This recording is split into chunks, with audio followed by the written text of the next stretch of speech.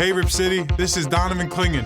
We've got the latest news and the best views right here on the Blazers balcony with Brooke, Olzendam, and Casey Holdahl.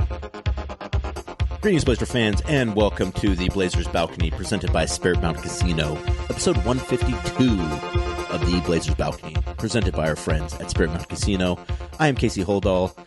I'm joined by my friend, co-host, co-friend at her palatial estate in Southwest Portland, Brooke Olzendam.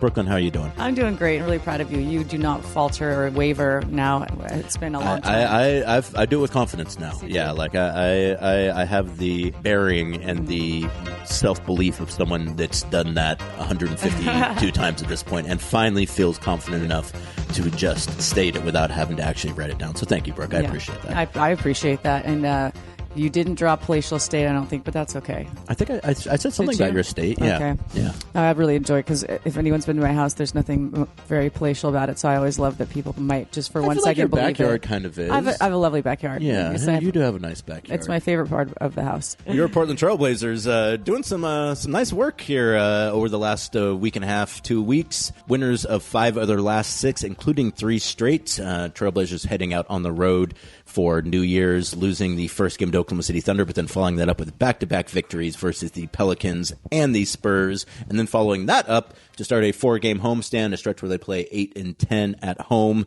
with a blowout victory versus the Jazz. So first off, Brooke, just in general, it seems like Blazers are playing pretty well right now. It seems like they've kind of got a little bit of a rhythm. It seems like their rotations are kind of settled in, and hopefully they'll get some of these guys back sooner rather than later. They did have an injury update last week, but at this point I think it's more just like, hey, the guys are here, and when other guys get back, that'll be great. But until then, we're kind of figured out a few things, and it seems like between kind of the way they've played as of late, the schedule, I think, softening up a little bit for them, and the way that Deni and Shaedon and Donovan, I think kind of the 3 guys who have really played well as of late, the way those guys are all playing right now, really, giving the Blazers a really good shot on a night-to-night basis, and the results have been great as of late. Oh, things feel great. I mean, I've really been enjoying these games, and they're different in their own way. The first couple, were very similar, kind of coming down to the wire, clutch minutes, and as we've been talking about, this team has won many of those this year. Yeah. And then the Utah one was kind of like a nice, you don't ever want to say relaxing because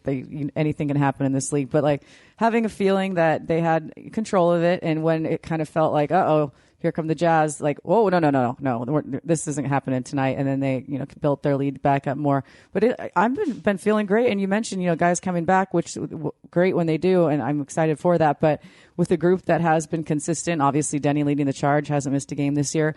I'm really loving the fact that these guys are some of them put in a position where they would not have probably played this many minutes. Like we've talked about this, like CD, Caleb Love, Roops, and taking advantage of those minutes. Like specifically, if I could, Caleb and CD, just coming in, and we talk about Caleb and his confidence. Thank goodness for it, because he has been thrown into it and he has responded beautifully. And he lives for those moments, as he's told us before, in college and all that. And we remember that when he was in college, he was in many situations like that. So I love that he has brought that to this level, and just seeing them play minutes and being like, I got to make these minutes count.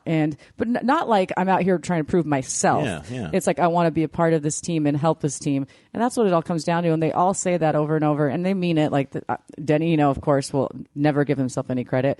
But it's just a team thing, and we play for each other, and it's something I believe they all truly mean. And so just the last few games have been fun, and they deserve it, because there were a couple over that road trip we were on and at home where they're so close and they just went the other way, and those take a toll. I don't care what anyone says; they take a toll on you, especially if it's numerous games back to back to back. So they deserve these ones. And the last few, I know we'll start at the beginning. Oklahoma City, that was a tough one.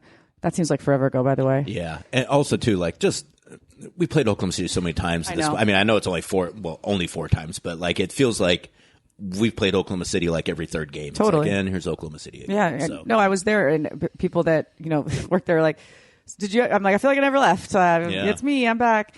And that game, that was a tough one, but they responded so well following that, and that game was a little scary down the stretch, but finding ways to win. At the beginning of the season, one of the not the beginning, but like at some point there was a couple episodes where like, do they know how to finish out? Not episodes, you know what I mean? Instances where it's like, do they know how to finish out a game? And that's hard when you're playing with guys. You got to learn.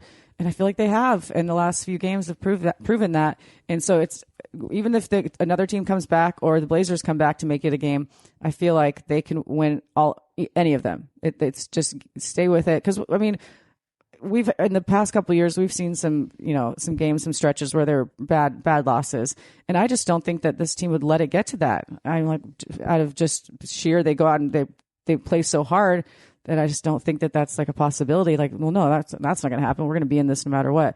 And then also, if I'm going to get technical, and we talked about Tiago with him about this a few times, just the turnaround and turnovers where they've gone drastically down, and that'll just take the wind out of your sails when you're even pushing and you're making a run. Then you get unforced turnover, like, oh, and then, you get frustrated with yourself. Maybe you get frustrated with the situation. It's kind of hard to bounce back from that when it's, consistent. So those have gone down. Rebounding's been great. Assists have been great. And then you just got guys that, you can count on for at least 20. In Deni's case, at least 30. Shaedon, even with a game where the defense was just, clamping down on him. And then he responded with, just going at the defense. And last night was a beautiful example of that. And last night, I said in the post game that I was joking. I was like, Rip City more like Lob City. That was a fun game. I know we're going in reverse, but like that was a fun game at home. And it was great to be back, and everyone had a ball last night. It was one of the more fun atmospheres I can remember. Yeah. And I think part of that is because you're right. It's not a comfortable victory, but like they've had so many games this year where it comes down to the last couple of possessions. I think the stat I saw was they've got 9 wins this year where the game was within 5 points, which is the most of any team in the NBA this year. They've had a lot of close losses as well.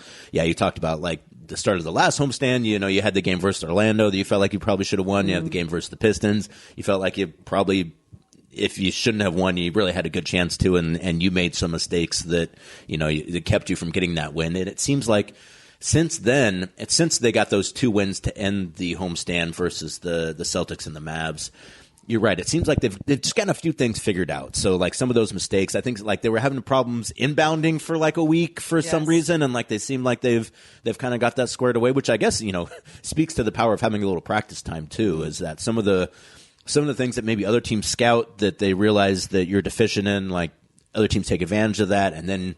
Again, to your point, Brooke, like if you're making mistakes that feel like they're consistent and fixable, but you keep making them, it really makes it hard to feel like you're playing consistent quality basketball.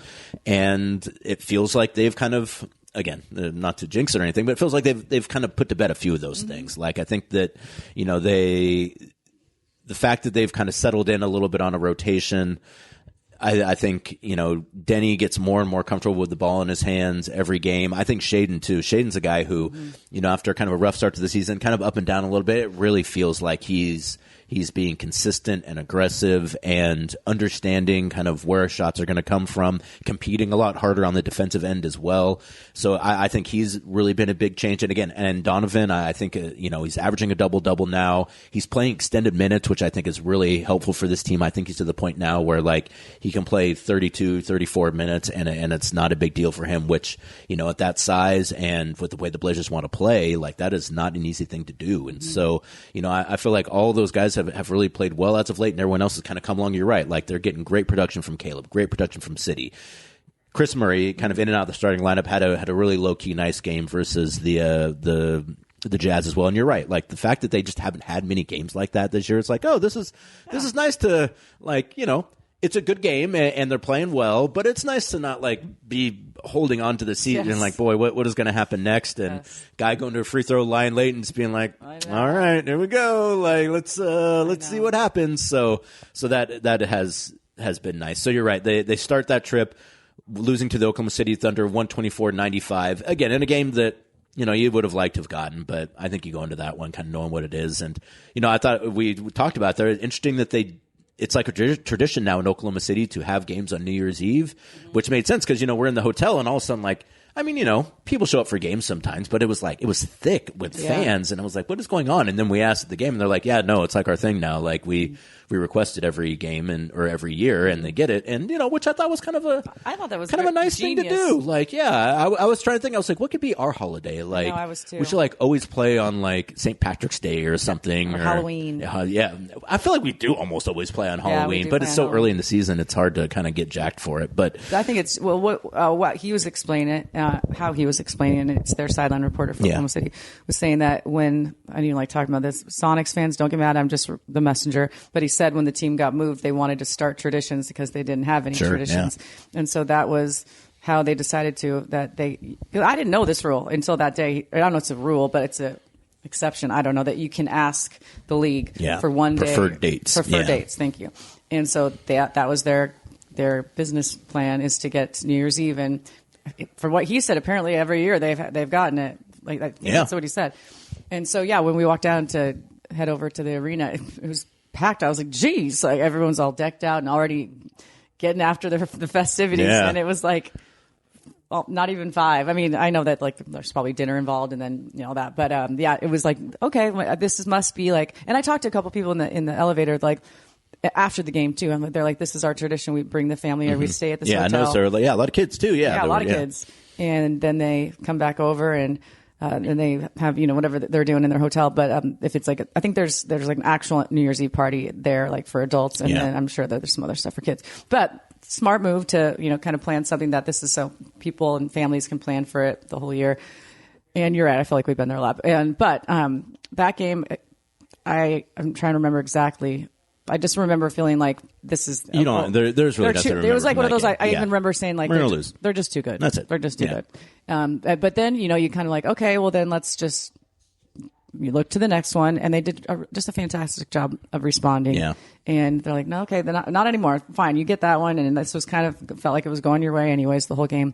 So now we, bounce back, and it's been just fun to watch. I know we'll talk about Deni and Player of the Week, but he's just been out of his mind. And I love the birthday game. I know we'll talk about that too. Yeah. And back to your point about Donovan, he's just been improving in every little aspect that, yes, in shape, I think is like great. I mean, number one, it has to start there, right? So you can if you can't play, you can't perform. So he looks so comfortable out there. And also I was talking with Michael Holden about this where he's kind of like the puppy off the floor, kind of, bouncing around. He's always singing. And Casey and I we see him all the time. He's always singing and somewhat dancing and like at all times, and then he gets on the floor, and it's like a switch is turned, and he turns into the dog, like puppy to the dog. Yeah. And so I've loved that about him. And he just can't get. And then we were also joking that if there was an award for most like coach's challenge, like Donovan is a straight up like you can just go ahead and just ignore that. Like he's the one because you're right. He always does it, and like he'll do it sometimes. And be like, dog, what? Like that's an obvious foul. Yeah. Like you did get some of the ball. You also got 75% of the body like that. Yeah. You can't tell him to review that one, man. But the thing neither one of us even talked about is 3-point shooting. I have a lot to say. I mean, I think the 3-point shooting is a good indicator of kind of the rest of his game, which is just the confidence I feel like he's playing with right now, which I think is considerable. Totally. And again, I think at the beginning of the season, like, I don't know, it just seemed like he was a little out of sorts, but I don't know that I could put that on anything, but it just seemed like he was just a little tentative maybe. He is not tentative right now. Like he is playing like aggressive, like insistent basketball right now, which I think is awesome. So the team has a little party in Oklahoma City for New Year's, which was nice. Just a chance for everyone to get together, which I thought was great. And the fact that everyone came too, like we've been around a long time. Usually like, some guys come, some guys don't.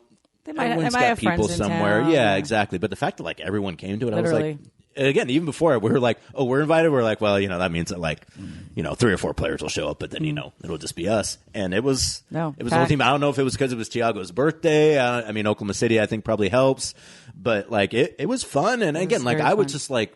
I thought it was really great that like everyone wanted to get together to like spend time with each other, which I thought was the most important part. Yeah, well, Thiago and I have talked about this when we've had some of those long road trips, like how you make the road trip beneficial. And as a former player, he can see both sides. He's like, well, these are kind of the times you bond more so than and when you're at home. We want you to be at home with your families and doing the things you got to do. So when you're on the road, it's just you and the guys. Like that's the time to take advantage of it. And that was like the perfect example of that, because you're right, everyone was there. I was like, oh, this is really cool. I mean, because we had a cornhole tournament, which you've probably heard, we talked about it on the broadcast as well. And it was the most intense cornhole competition. And it didn't start off that way. No one knew what they were doing. Rules changed throughout the night. Rules changed throughout the night. Yes, it depended on who you're playing. Shout out to Beth Hancock though for throwing. Huge shout out to Beth. She did such an amazing job, and she just does it effortlessly. So Casey and I, when we heard, I wasn't sure I didn't know it was the whole entire group that was doing the corn. I wasn't sure how it was going to go, but I was like, just put me. We're on a group thread saying who wants to do cornhole after the game, because the party started like an hour after the game ended, a little bit. And I said, Casey's like, well, I'm bad. I was like, well, put me on Casey's team because I'm not very good either, so that we wouldn't be disappointing anyone else. So we did lose the first game. We didn't get obliterated. It was pretty close though. Yeah. Like it was better than I thought. Which also, like, I realized after the fact that like we weren't playing that the right way. But we were just playing how we were being told to play. Exactly. Round one, you're just like the other team is like already played, and you're like, okay, you just tell me then. And anyways, we lost. But the other thing too is like you can't. People like us, you can trust us in friendly games because like. Yeah. We want to win, but generally, whatever. You can't trust people in professional sports in those things because they will lie and they will cheat.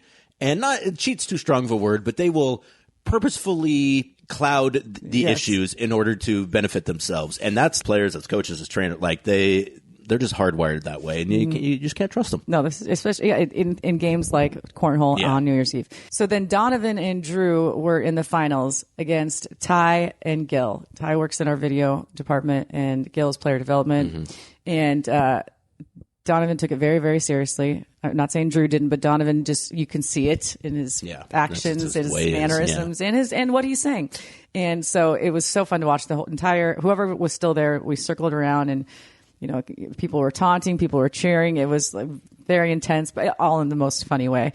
And it came down to the end, and Gil and Ty ended up winning. And Donovan, you would have thought that he just lost the finals, in Game 7 in triple overtime. Yeah, no, those guys don't like to lose, and they set out to win, and when they don't, they get angry. So but I was. And obviously as a non-player, like you're always rooting for the guys who aren't players to be like, yeah, go on, win this one, guys. So I was really happy for both of them. Also, Gil is my most loyal podcast listener, so I also really appreciate that. That's nice, Gil. He's the nicest guy. He's super nice. So so that was great to see, and just great that the team got together and like again wanted to be around each other, even though they spend a lot of time around each other as it is, anyways. So the Blazers lose that one, but then leave on New Year's Day, head to New Orleans, and win back-to-back games, defeating the Pelicans 122-109 in a game that, Blazers, start out kind of rough. A lot of, we just talked about kind of, limiting turnovers and mistakes. A lot of mistakes in that first quarter. The Jazz kind of jump out on, or excuse me, it's not the Jazz, the Pelicans, the former Jazz, kind of jump out on the Blazers. They get like 2 dunks and a couple blocks like in the first possession. You're like, oh, geez, boy, they're really kind of coming to play tonight. Blazers kind of get things figured out, end up, I wouldn't say an easy win, but you felt like you were pretty confident they were going to get that win. I would say by like midway through the third quarter. At least that's kind of what my read on that was. And, a game where they played, they got something from everyone, as has been the case kind of during the stretch they've been on.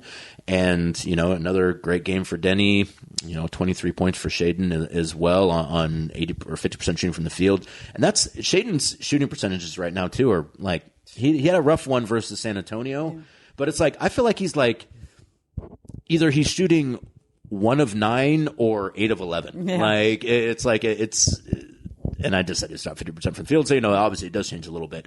But I thought that game versus the Pelicans, a nice bounce back for the Blazers. They had lost that game in New Orleans. That again, it's not a makeup game, but whatever they're calling the games they add to your schedule for the NBA Cup.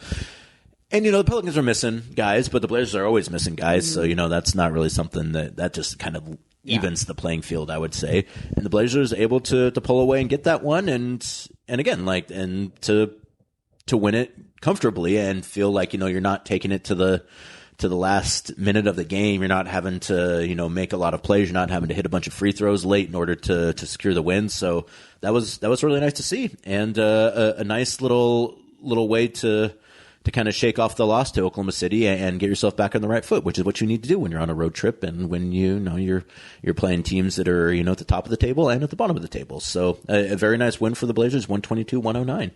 Yeah, that was a good one. I was happy for them because, the game before was like, okay, wash your hands of it, and they do such a good job of that. Like even after tough losses, when we're in the locker room, they wish they would have won, but they're so positive in a way like, well, now we just prepare for the next one. And that's an easy thing to say, but really I truly feel like they're like, okay, well, what are we going to do? They actually do it. They actually do it. Because you're right, it is something that everyone kind of says, but like not everyone does it, and they've done a pretty good job of kind of moving on. No, they've done a great job. That was a great win. Deni was fantastic. Deni, 22 points for Caleb Love again, like a Caleb Love game, 7 of 13 from the field, 6 of 11 from 3.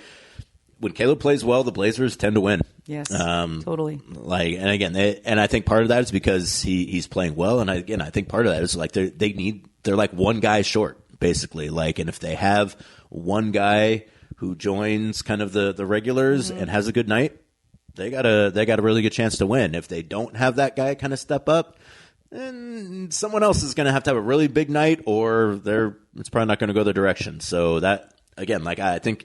When you look at Portland's wins and you're like, oh, that's a good win. What kind of happened in that one? And like go down to the box score and say like, what Caleb Love do in that game? Because it seems like he is kind of an indicator right now for this team. Oh, absolutely. And it's again, kind of back to what I was saying earlier, but it's just a joy to watch someone that you weren't sure how much you're going to see of them and to just come out and be like, yeah, I belong here. And I think he's just so easy to root for. He's just talking to him.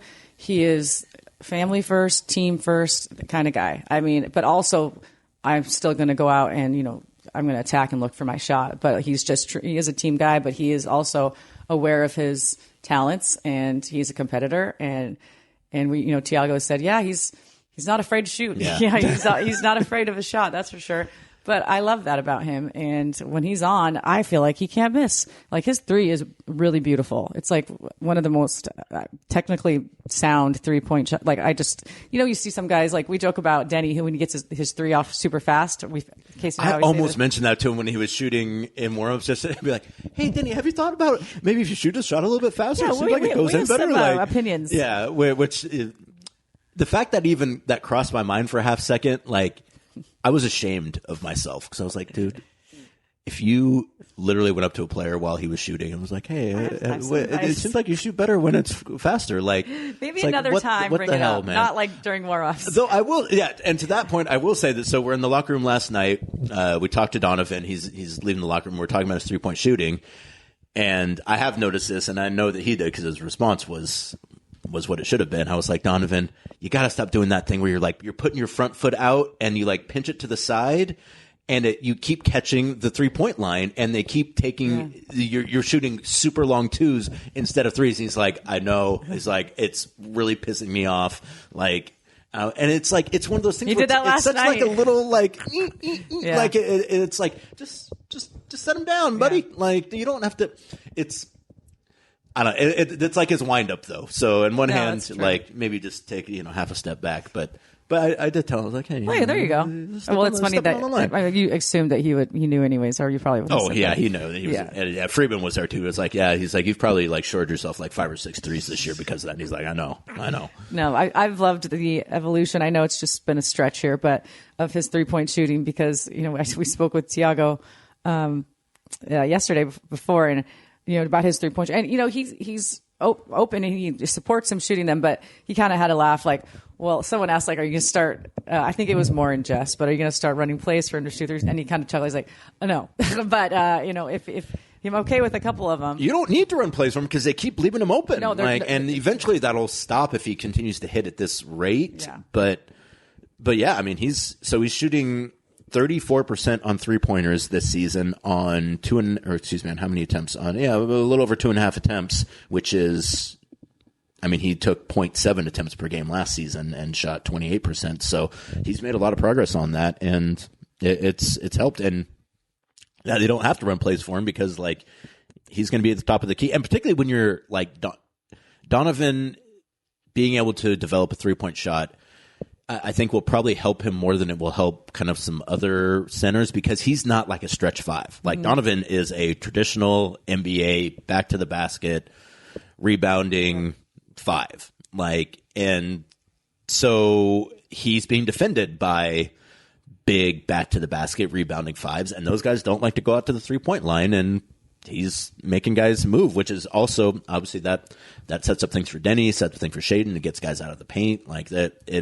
The ability for a big to hit threes does a lot more for your team than just give you 3 points. It really kind of changes the complexion of your of the spacing on the floor. So Donovan really coming around in that regard has been really helpful, along with Caleb Love as well. And Caleb Love, same kind of as is with Shaedon. Like either Caleb's going to shoot, 6 of 11 from the field, 7 of 8 from 3, or 1 of 8 from 3 and 1 of 9 from the field. But he will get his shots up. But he will take them, and he will not be afraid to take them the next game either. You want him to shoot everything he touches. Absolutely. And he had another very good game the next night versus San Antonio Spurs. I think really one of the better wins for the Blazers this season on the road versus San Antonio team that bested them soundly in Portland in the NBA Cup. Once again, playing without Wemby. Wemby didn't play in the first game either, but they had basically everybody else other than Wemby. And the Blazers able to get that one 115-110. And we just talked about, the Oklahoma City game where, it was kind of out of reach. The game versus the Jazz, which the Blazers kind of won it comfortably. The game versus the Pelicans, which they didn't win as comfortably, but still fairly comfortably. But then you have the game versus the Spurs, which is, that one came down to the wire in the fourth quarter. The Blazers played well throughout the entire game. But as the game is going on, the Spurs start to make some headway, particularly in the in the second half, and it gets to, I think, with about 50 seconds left, they're only down 1, and the Blazers end up pulling that one out. And that's a game that I think earlier in the season they lose. Maybe 3 weeks ago they lose that game, but they're able to hit just enough free throws, even though Caleb did miss a pair of free throws there towards the end. Deni with a huge, quick 3-pointer at the top of the key. Brooke and it's really more, you're the one that mentioned that first. Like, you're like, when he shoots faster, it's so much feels better. that way. It, like someone, like, we got to get Haberstroh on that because, there's got to be some number that's like when Deni's shot takes this long, it's this percentage. If it's this one, it's this one. We'll leave that up to him. Exactly. That's a little beyond our mathematical skills. But the Blazers end up getting that one. Deni Avdija gets his 5th triple-double of the season in that game with 29 points, 10 rebounds, 10 assists, only 2 turnovers as well, which is the big one. Deni is I never am concerned about Deni's turnovers for the most part because, he's doing what he's got to do. But it's really nice when he's able to limit them. And he was able to limit them in that game versus the Spurs. Blazers get their 2nd straight win and finish the road trip 2-1 with that victory, Brooke. And again, another game where everyone kind of did something important to get the win. I feel like, Donovan's game, obviously got to talk about Donovan to start that game as well. The first 11 points, I think it was. Wasn't there? Someone else scored, I believe, too, but it was in 2.5 minutes. He had 11 points, 3 for 3 from 3. Yeah. 2.5 minutes. That was wild. Yeah, and then, so he puts up a career high 24 points in that one. And he said in the post game, he's like, I hit the first 3. So I took the 4th, and it's like, and I didn't hit the 4th. It's like, but that's what you're supposed to do. That's heat check. You have to take that shot. So, I thought, obviously, he was fantastic in that game. And, without Wemby, a chance to take advantage. And that's not to say, Luke Kornet, a very good player, had a very good game as well. Kelly Olynyk, also a very good player. But Donovan was better in that game, which was awesome to see. So he had a really good one in that one as well. And they were able to win. Again, they were able to win that game with Shaedon going 3-16 from the field, which, someone else got to step up. Caleb Love, 16 points, 6 of 13 from the field, 3 of 9 from 3 for Caleb Love in that one. I thought City had a really good game in that one. Rayon played some really important minutes in that one as well. Tumani had a really nice game. I guess we haven't really mentioned Tumani. I feel like Tumani too has really kind of started to round into form. I know he's not been happy about the way he's kind of played the first month and a half of the season, and it seems like he's starting to kind of get back to where he was. And he's had to take on more of an offensive load, which I think has been little bit. Yeah. I mean, just a little bit difficult for him, but it seems like he's kind of again like figured some things out and able to help. And Tamani also with Deni, the only two guys on the team that have played every game this season, which you really. And with the amount of minutes those guys play, the way that they play, both really physical players, those minutes count more for those guys than they do for other guys. So for those guys to play as well as they did, to get that win versus the Spurs, again, a good team that's second right now in the Western Conference, if I'm not mistaken, on the road, second out of back-to-back. That's a real nice win. And we did a stat. I mean, we do pretty well out on the second night of back-to-back, but the San Antonio does really well. They also do well, yeah. Yeah. That was an interesting atmosphere. I don't know if maybe I haven't noticed it in the past, but they're doing a lot more chants. They're trying to be more maybe like a soccer game. Yeah. You know what I mean? Yeah. Like which is fine. But I mean, the atmosphere, I just don't recall like noticing as much. Well, they're packing it in too. I will say too that it's an improvement from just blaring music nonstop. Like San Antonio was the worst for that. Like it got to the point where like, I would have a little bit of anxiety before San Antonio games because it's like I am going to get yelled at by their music nonstop, and where they sit us to, it's like it's almost like the speakers are like right in your face. And so they've transitioned that now to be a little more like fan focused. And you're right, like they're trying to do like more kind of European style fan or stuff. I guess South American style kind of soccer stuff, which that's cool, and they do it. They always have nice crowds there in San Antonio, even when they weren't especially good. They have great crowds now. Great crowds, and they were totally into it. It was just a fun. I remember just feeling like this is a fun basketball game, and just kind of going back and forth. And then they'd make a run. But it was Donovan to start it off was I really like I don't want to say set the tone, but it was kind of like I don't recall us like we've had some fast starts, but that was like whoa. Like, yeah. I remember the timeout was called. I was like, oh, I guess because I usually do my first quarter hit. I was like, I was ready, but it's kind of like, well, okay, here we go. Like normally it's usually around the 7-minute mark maybe, but it was great. I was like, come on in, let's go Donovan, and then obviously Deni's birthday, which I met numerous people, couples, families who flew in from Israel for New Year's Eve and to watch this game. Wow. And this couple came with Brooke, and I'm like, hi. And they had, played Deni Stefan. They're like, we watch every game. We flew in from Israel. I was like, for this? He's like, yes, for this. I'm like, that is so cool. Then so they came, they celebrated New Year's, and then they didn't extend it. They went early to be there for New Year's and then waited for the game. That was the game they wanted to go to. And, that was one of numerous people and we watch every game in Israel. They knew everything. They knew everybody, and they were this is nothing new. We've talked about this before, but I don't recall chatting with so many. Maybe I got my interviews done and I had more time than normal, but every third person, not from Israel, but not visiting from Israel, right, but some a number of them were Deni fans just in general. And then they were, they had their birthday signs, which is super cute. And so when that one ended, it was, when that one ended, that's my story of the podcast. That's right, yeah. So as I'm getting ready to go out to do my post-game walk-off interview, I'm always talking with my producer, Greg, if it's a close game, we wait till the last second, don't want to jinx it. Don't say, let's do this person, let's grab this person, because, you just wait till you know for a fact. And so I waited till I was literally walking off, and I was talking with Maggie, and we're going over, I go, it's and I said, it's between Donovan and Deni, but it's Deni's birthday, triple double. Donovan, it was, in my opinion, his greatest game, but it kind of had to be Deni that night. So we go out, and so Greg is talking to me. He can hear me. We're going back and forth. He's like, yeah, that sounds great. Okay, Deni it is. So I walk out, and he's like, you ready? I give the thumbs up. Deni's standing next to me. I'm like, so happy.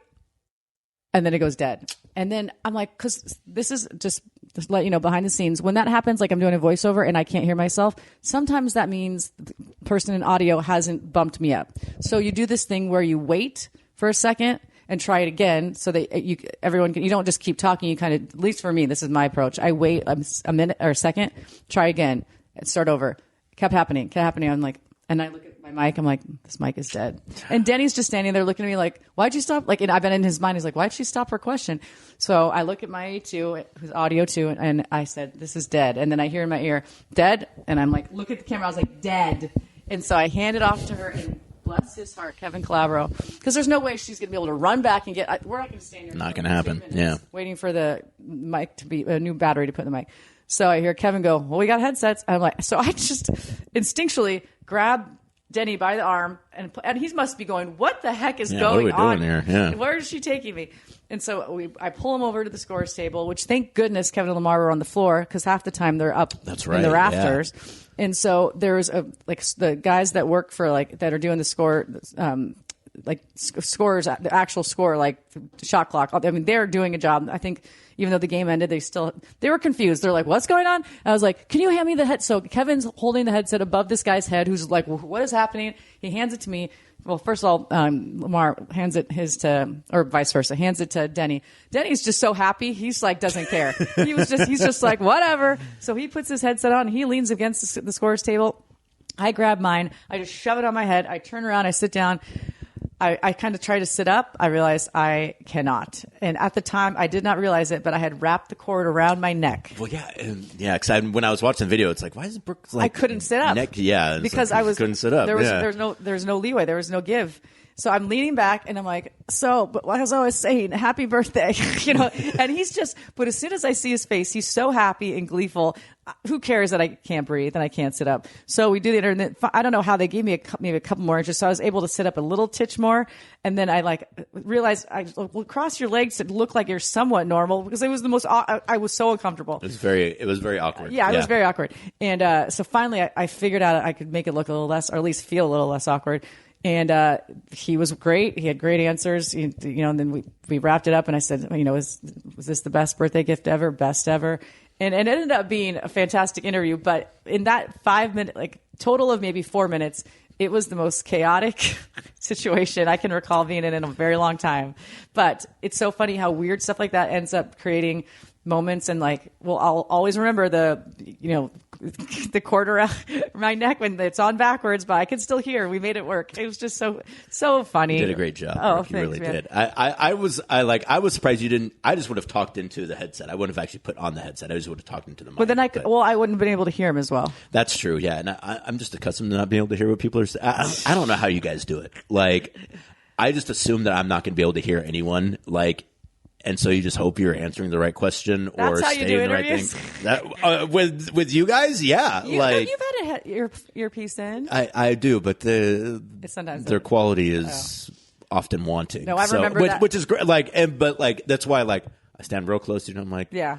I just hope we stick to what we talked about before because that's what I'm going to answer. That was that one time your piece didn't work and we did stay in order, and afterwards you're like, I had no idea what they were asking, and so I just kept going first, and then you'd be like, Casey, you know what you're doing. Well, I can hear also. Drag me along. Yeah, no, that's not true.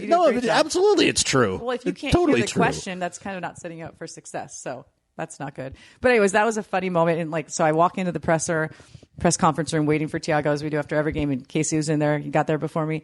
And right. And I walk in, and I walk in out and just giggling, and I was like, you won't believe what just happened. And I wasn't shaking like nerves. I was just like, that's rarely does something happen that's never happened before. Yeah. And so I was just like, I was just like, Casey, I can't explain. I don't even know what just happened. I saw it. No, I was watching from my perch. Yeah. Cause I was sitting up where you talk about kind of where they put the broadcast sometimes. I'd basically at the top of the 100 level. And so I'm looking down because you also too after a good win, you kind of look at the court, see who's talking to who, and to see what that dynamic looks like after the game, right when it gets done. And I see Brooke, and then I see you guys have his arm, you're walking across, and I was like, what's she doing? And then I thought maybe because that's sometimes where they do the radio interview at, so I was like, is Brooke doing the radio interview tonight? I was the third PR person. Yeah, I was like, Deni, you're doing radio. Come follow me here. And so then I was like, oh no, and then I watched it and I was like, oh, what good. So you did great. And I thought Deni did great too. And it was nice of him to come along for that too, because some guys would have been I guess they could have been yeah, I'm just going to go to the locker room. That situation, I would have been just take it back, studio. It's yours. Oh, when it happened. No.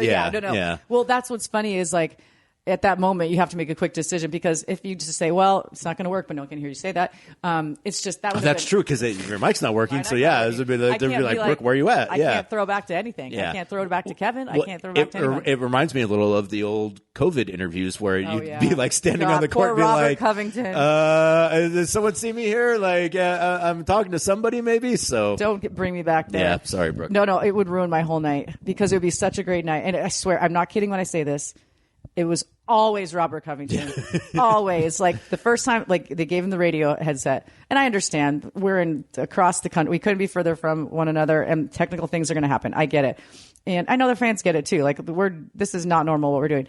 But the first time it happened to Robert Covington, and the poor guy, and I can't tell people like he can't hear me, wrong headset. You can text people, but I'm live on air trying to get, so I'd be, Robert, can you hear me? Can you hear me? And clearly he's not going to just start hearing me. So at the time, like a producer had to text, be like, he can't hear. But Robert doesn't know anything. So he's just standing there, just waiting, patiently waiting. So I felt so bad. I was like, just tell him to go. So finally, it's like, Rob, so you just see him take his headset off, like, huh? Felt bad. Next time, he has a great game. Post game. Robert, you hear me? No, not again. Yeah. Not again.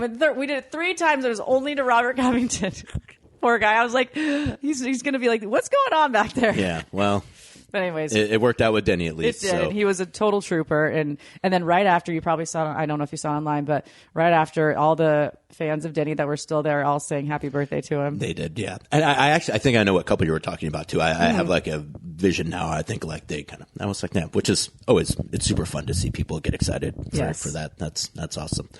Well, the microphones do work at Spirit Mountain Casino, where you can see nationally acclaimed comedian Mark Normand bring his Mumbo Jumbo tour to Spirit Mountain Casino on January 24th at 7 p.m. Don't miss your chance to experience an unforgettable night of stand-up comedy. Tickets are on sale now at spiritmountaincasino.com. Spirit Mountain Casino, Highway 18 Grand Ronde. Elevate your game. Brooke, you are the stand-up comedy aficionado anyways, so. Yes, I am. I at least think in my mind I am. I've always been since a wee child. I listened to Richard Pryor at way too young an age. Eddie Murphy, we had all of them on the albums, and Steve Martin. But by the way, the early Steve Martins, don't let your kids listen to those. Yeah. I mean, I did. But I don't know how I did that. But I think I just in the middle of the night go put them on the record player and listen. I don't know. I'll have to ask my parents. My parents probably didn't know I did that. But yes, so my love for comedy started early. So any live comedy show, even if it maybe isn't your like genre or cup of tea, it's the most difficult job in the world. I swear. I'm not taking away from like doctors or politicians but like just to go creatively. I mean, you and I, we go on live television. It's something that we're comfortable with. Going out and doing even just like a 10-minute bit, I can't. I applaud them all. So no matter who they are, no matter what kind of style, good for them. So I always say, if you can get to a comedy show, even if you never heard of the person, because I went to see Zach Galifianakis before he was.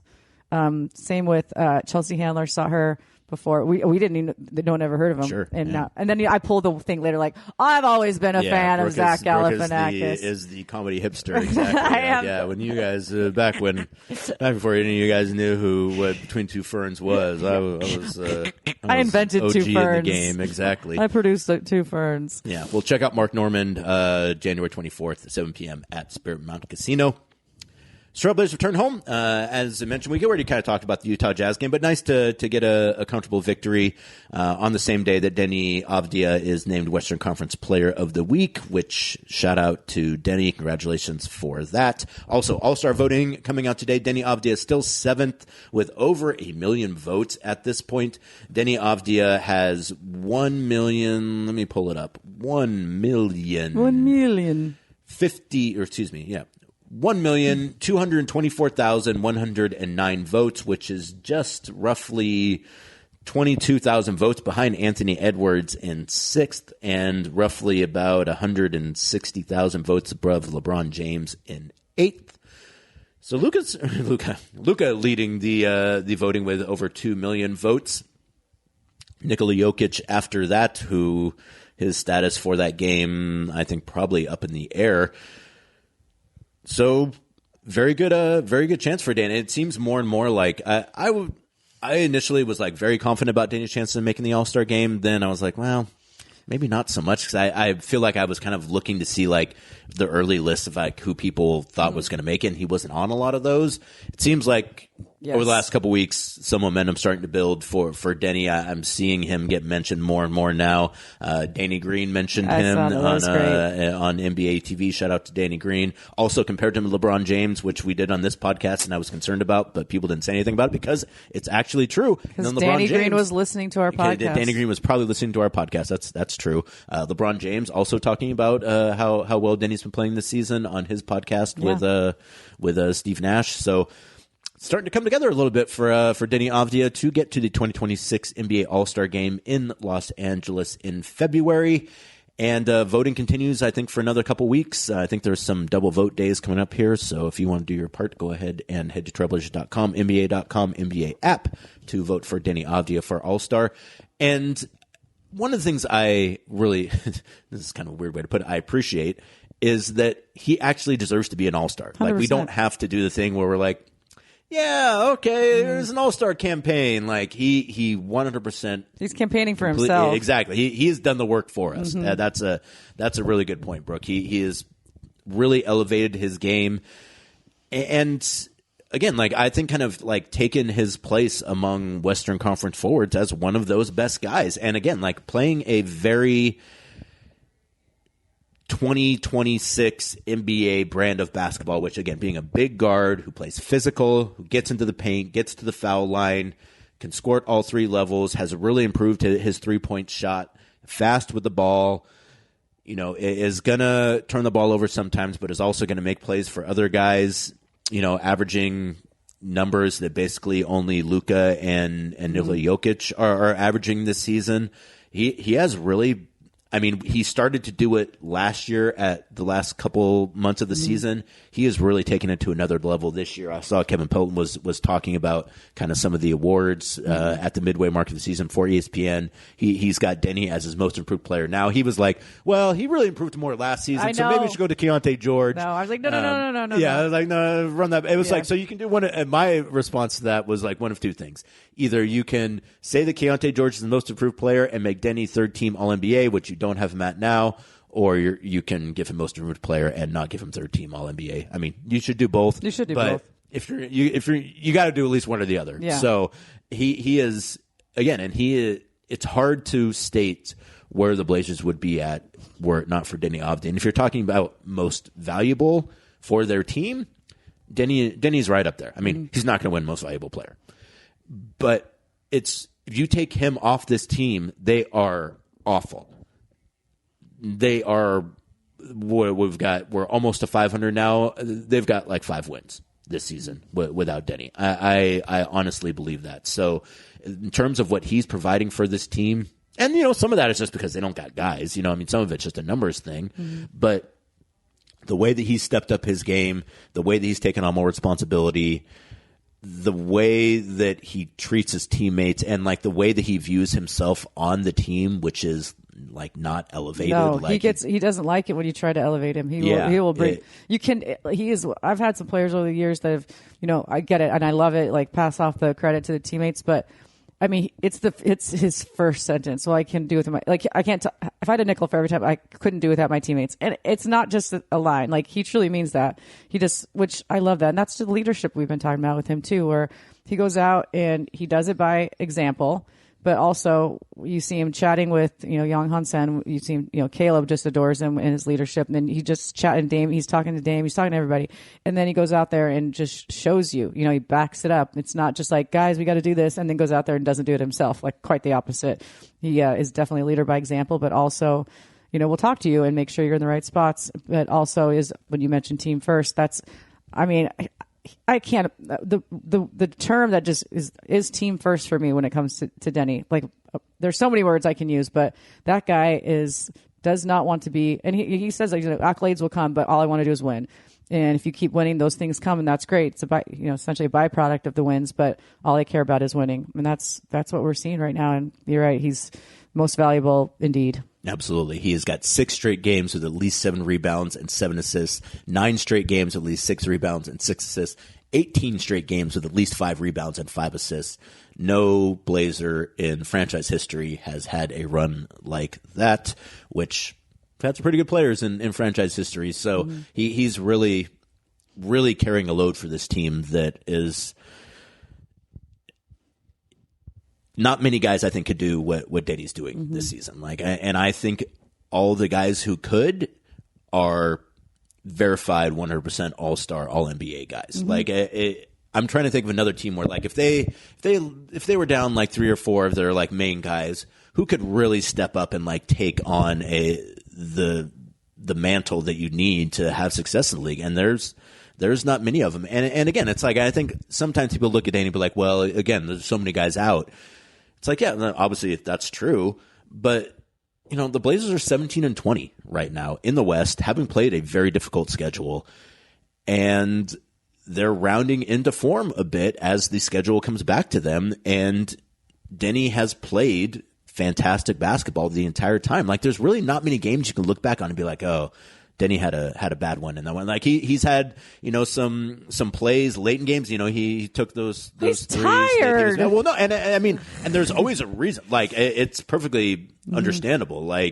And also it's not even just as tired. It's some of it too is hey, if it's not going to be me, who's it going to be? There's maybe 1 or 2 other guys, but me taking a tough shot is probably as good as someone else taking, a little bit of an easier shot. So I just the way that he's played, the way he's conducted himself, the way that he's elevated kind of the other guys on the team, I think, you got to give him a lot of credit. And it really, I always felt good about that trade. And I've seen as he's played well, people have said that the Blazers kind of got dogged in that trade for too high of a price, which I guess I just didn't really realize because I was always oh, that seems like a pretty good trade to me. And I there's always that idea that when you're adding more than or anytime there's a first round pick, people are oh, a first round pick. It's yeah, you guys, we still haven't paid for the first round pick for Larry Nance Jr. from 8 years ago. So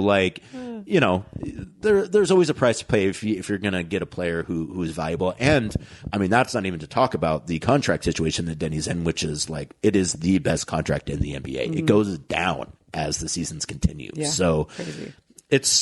I just think he's been really impressive. And I think, there's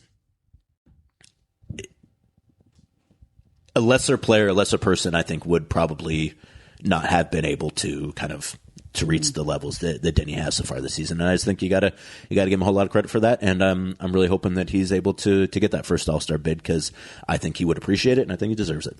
And this is just a total side note, but it was so funny. I don't know if you got a chance to go back and see. I don't know why you would, but in the fourth quarter, so my interview was with Donovan that we do in the B block, which is right before tip off.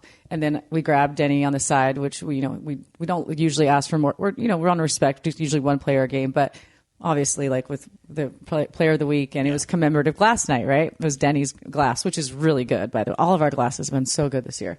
So very accurate to the player. But it was so funny. And he said it in the most innocent way, right? The most innocent.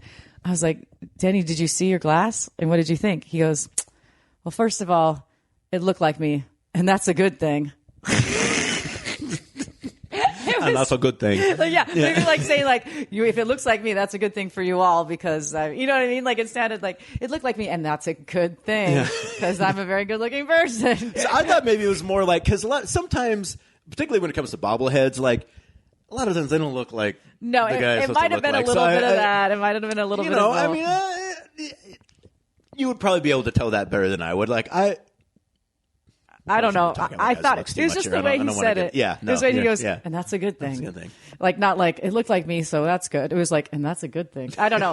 So it was the affect. Yeah, it was the affect. But it was. I even you heard me go, ha! But it was just like the Deni. It was it's been the Deni week, obviously that makes sense because it's player of the week, but it's just fun to sell. It's fun to celebrate a guy like that. You want to, and so I loved it. It just all kind of fell in place last night. Third straight win. He goes crazy as he always has. It's the glass night. He just had his birthday. He gets player of the week. Things are falling into place, and I just appreciate him as a player because and I like this in people in general.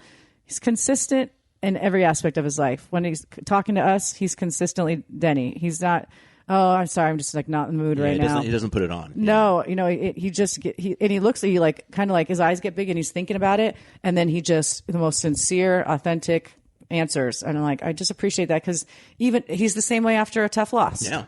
That's all you can ask from guys. I mean, for what Casey and I do, obviously on the floor is very important, but off the floor, I would just to give a shout out to him for being, the same dude all the time and still taking the time to talk to you after a game that they lost. That was a tough one, as he does after a win in which the microphone doesn't work and we have to run off to the side of the scores table. He's just as happy either way, or just as pleasant either way. Yeah, well, you're doing great work out there too, Brooke. Oh, well, no, well, I give all the credit to. I mean, he could have just been like, "This seems weird. I'm out of here. It's my birthday. I don't have to do this." Yeah, exactly. It's my birthday. Yeah, he could I don't have to do this. Card. It's my birthday. Yeah, no, you got to work on your birthday, everybody. That's what the money's for.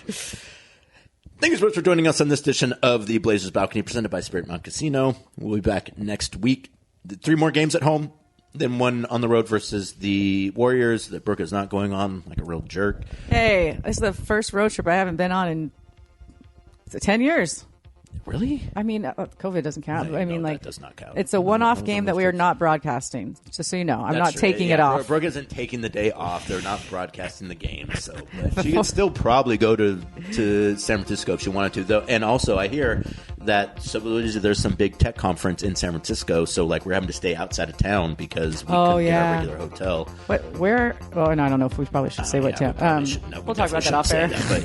But it seems nice. But also, it's one of those things where it's like I like that trip because I like to go to my places that I like to go to in San Francisco, and now I'm going to be robbed of that because you'll find a new sandwich place around the new spot. Yeah, that's true. Well, I did find a new sandwich place last time too, so maybe. And then after that, back home for 2 more games, the Hawks and Lakers before playing the one-off versus the Sacramento Kings, which Brooke will be on that trip, and then back home to face the Heat and the Raptors before heading out for a 3-game trip to the East Coast. 3-game East Coast trip. Come on, NBA. Figure it out. Either way, we'll be back next week. Thanks so much for joining us. As always, thank you to our friends at Spirit Mountain Casino for all their support. We will talk to you soon. Peace out.